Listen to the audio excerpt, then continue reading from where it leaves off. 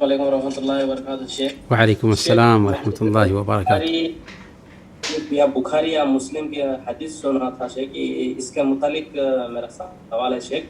जब अल्लाह सुब्हानहू व तआला और इंसानों के दरमियान और हैवानों के दरमियान में जब इंसाफ करने लगा, दुनिया के अंदर बगैर सींग वाली को धक्का दी हो और इनका फैसला जन्नत में इसका सींग लगा के उसे अदल करने का हिसाब है करके सुना था शेख, या हदीस जी सुना था।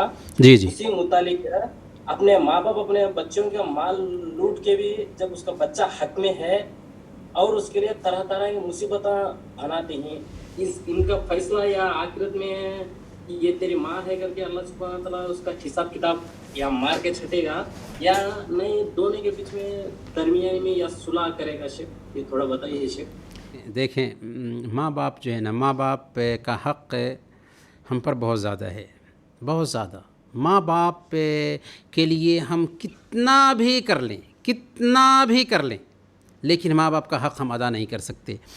एक यमनी था जो खाने काबा का तवाफ़ कर रहा था और उसने अपनी माँ को पीठ पर लाद रखा था।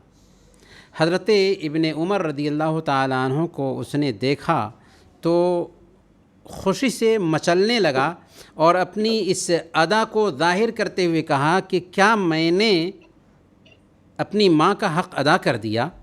तो हज़रत इब्ने उमर रदियल्लाहु ताला अन्हु ने कहा था उससे, वला बेज़फ़रतिन वाहिदा, हक़ अदा करने की बात करते हो?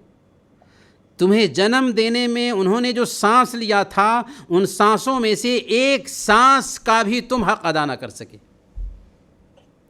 तो माँ बाप का हक़ बहुत ज़्यादा है, बहुत ज़्यादा है। ज़िंदगी पूरी की पूरी अगर हम लगा दें उनकी खिदमत में और उन पर अपना माल लुटाते रहें, फिर भी हम माँ बाप का हक़ अदा नहीं कर सकते।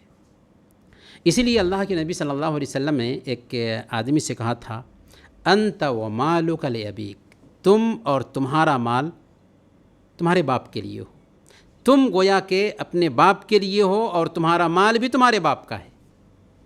तो तुम्हारा बाप तुम्हारे माल में से जैसे चाहे इस्तेमाल कर सकता है, लेकिन एक कायदा याद रखिए, ये कायदा भी हमारे ध्यान में होना चाहिए कि आप जो कुछ कमाते हैं वो कमाई आपकी है। अलबत्ता माँ और बाप का जो भी हक़ है वो हक़ अदा होना चाहिए।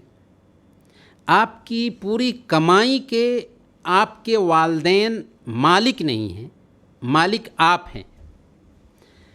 अब यह है कि अगर आपके माँ बाप या किसी के भी माँ बाप उसकी कमाई में से अपनी पसंद से, अपने इख्तियार से लेते हैं, तो इसमें बेटे को खुशी का इज़हार करना चाहिए और उसमें उसको अज्र मिल रहा है, सवाब मिल रहा है। अगर ज़्यादा भी ले लिया तो उसमें सवाब ही मिल रहा है। और हमने अभी अर्ज़ किया है कि माँ बाप का हक़ हम क़त्अन अदा नहीं कर सकते। माँ बाप ले सकते हैं, माँ बाप के लिए पूरी ज़िंदगी क़ुर्बान। माँ बाप का इतना ऊंचा मकाम है। माँ बाप पे अगर हमारा माल ले लेते हैं, उनको हक़ है लेने का।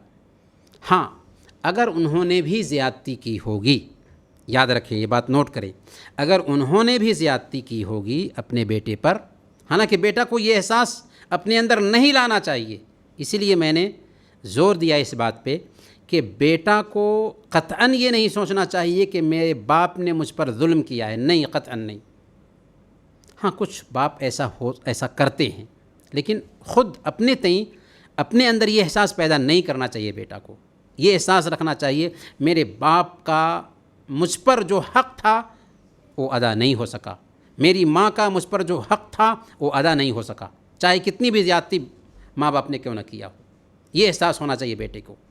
हाँ, अगर बाप ने भी ज़्यादती की तो कल क़यामत के दिन बाप को भी हिसाब देना होगा।